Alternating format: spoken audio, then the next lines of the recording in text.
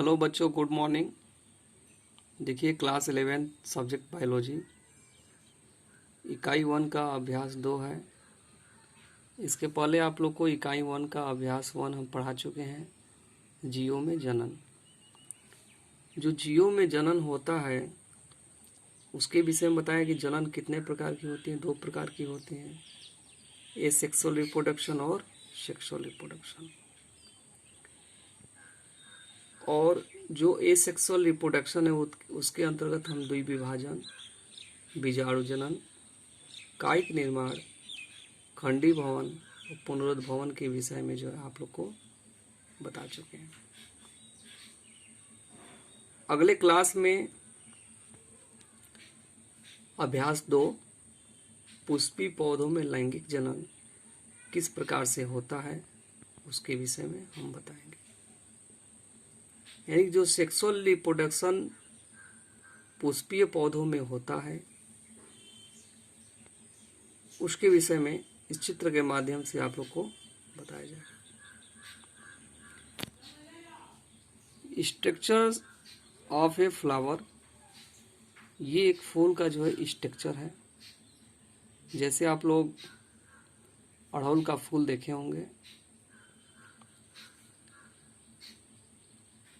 तो जो ये फूल का स्ट्रक्चर होते हैं इसमें कौन कौन से पार्ट होते हैं उसके विषय में यहाँ पे जानकारी दी जा रही है। पुष्पी पौधों में लैंगिक जनन, यानी कि जो पुष्पी पौधा होता है इसमें सेक्सुअल रिप्रोडक्शन किस प्रकार से होता है उसको हम आप लोगों के सामने प्रस्तुत कर रहे हैं। पुष्प की ये संरचना है। पुष्प की संरचना में इसको हम 4 भाग में डिवाइड किए हैं। जो 4 भाग होते हैं, पहला जो भाग होता है बच्चों, ये वाला हिस्सा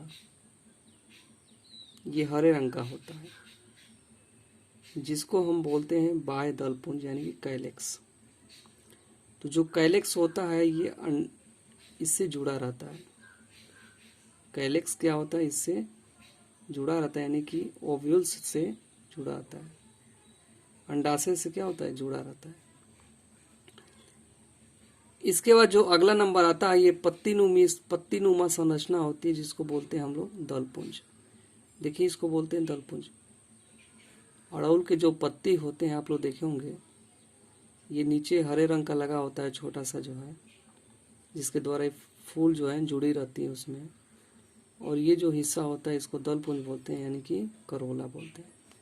ऐसे इसमें भी होती है पत्तीनुमा संरचना, इसको भी क्या बोलते हैं, करोला बोलते हैं। इसके बाद जो है ये तो रहा दलपुंज यानी कि करोला। इसके बाद से ये वाला जो हिस्सा है, ये वाला, ये टोटल भाग को क्या बोलते हैं, पुमंग बोलते हैं। ये वाला टोटल भाग जो है पुमंग कहलाता है, यानी कि एंड्रोसियम यानी कि नर भाग होता है। ये नर भाग होता है, एंड्रोसियम।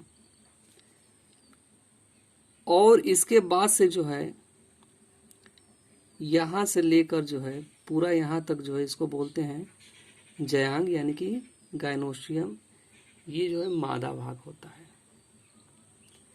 तो इस प्रकार से इसको हम 4 भाग में डिवाइड किए हैं। पहला जो है बाह्य दलपुंज यानी कैलेक्स 1 नंबर, दलपुंज करोला 2 नंबर, इसके बाद से ये जो है पुमंग एंडोसियम तीसरा, और ये जो है गायनेशियम यानी कि जयांग मादा भाग होता है 4।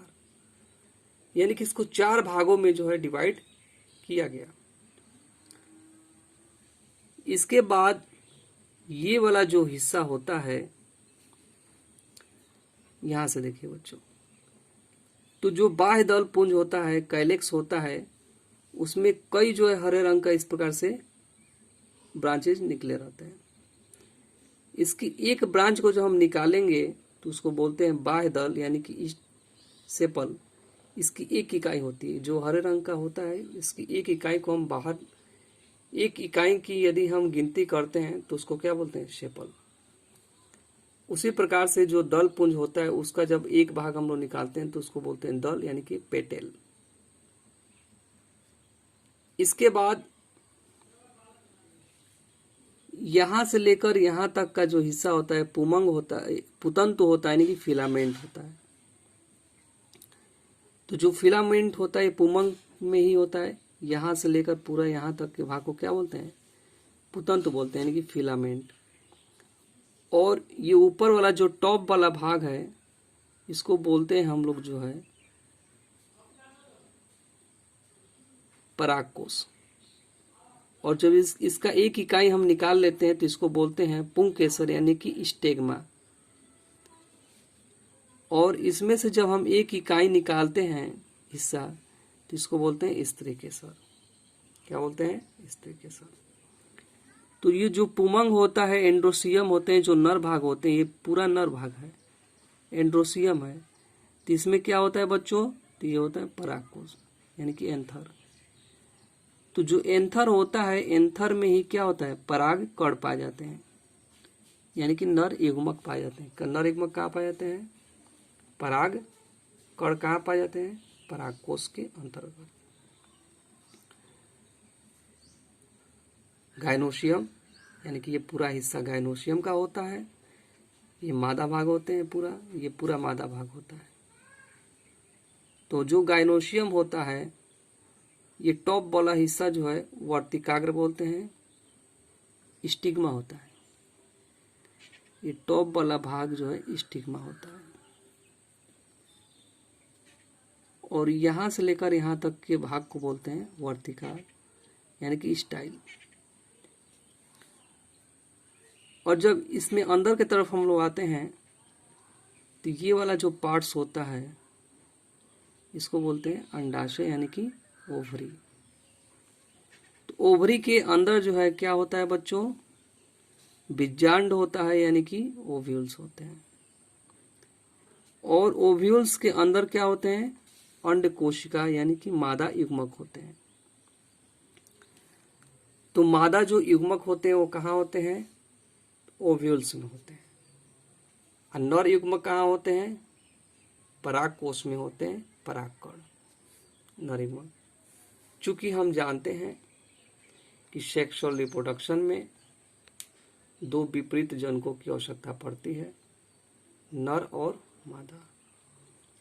नर से नर युग्मक और मादा से मादा युग्मक बनते हैं।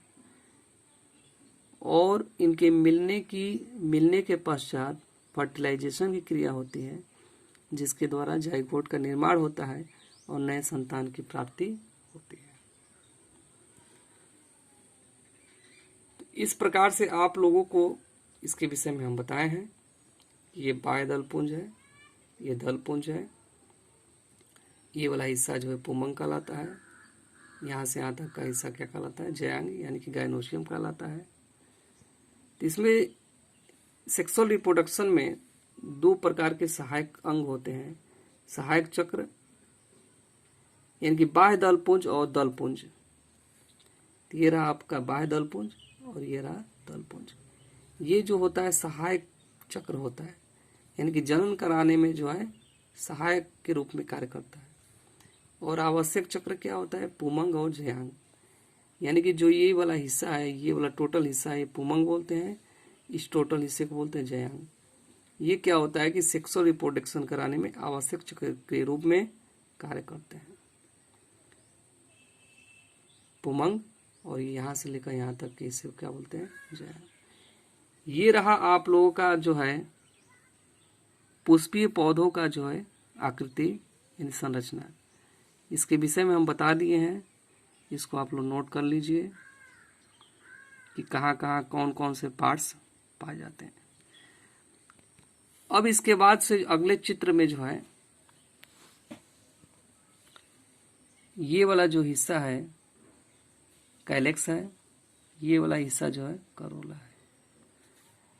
और ये वाला जो हिस्सा है पुमंग यानी कि जो पराग कोश होता है उसमें पराग कण पाए जाते हैं। तो जो ये वाला हिस्सा है बच्चों, ये परिपक्व होने पर पराग कण क्या होते हैं? फट जाते हैं और हवा और जीव के माध्यम से जो है ये मान लीजिए परिपक्व हो गया, परिपक्व होने के बाद से परागकण फट कर जो कहाँ पहुँच जाते हैं, स्टिग्मा पे आ जाते हैं, और स्टिग्मा पे आने के बाद से अंकुरित हो जाते हैं। ये नर युग्मक हैं। ये चूंकि जो है ये पुमंग होता है, पुमंग में जो परागकण होते हैं वह परिपक्व होने के बाद से स्टिग्मा पे आ जाते हैं। और स्टिग्मा